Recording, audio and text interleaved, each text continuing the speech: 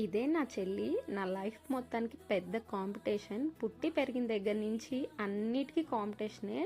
మా చెల్లి నేను ఫుల్ ఆపోజిట్ పోల్స్ అండి. ఒకళ్ళు ఫిజికల్గా స్ట్రాంగ్ అయితే ఒకళ్ళు మెంటల్గా స్ట్రాంగ్. ఫిజికల్గా మా చెల్లి స్ట్రాంగ్ అయితే మెంటల్గా నేను స్ట్రాంగ్. ఏదైనా రిలేషన్లో కొంచెం అటు ఇటు అయినా నేను మేనేజ్ చేసుకోగలను. మా చెల్లి అలా చేసుకోలేదు. తన్నే హ్యాండిల్ చేయడానికి నేను ఉండాలి పక్కన. అలానే ఫిజికల్గా మా చెల్లి చాలా స్ట్రాంగ్. నేను వీక్నెస్ ఎక్కువ. మా చెల్లి చాలా స్ట్రెంగ్త్ ఎక్కువ ఉంటుంది తనలో.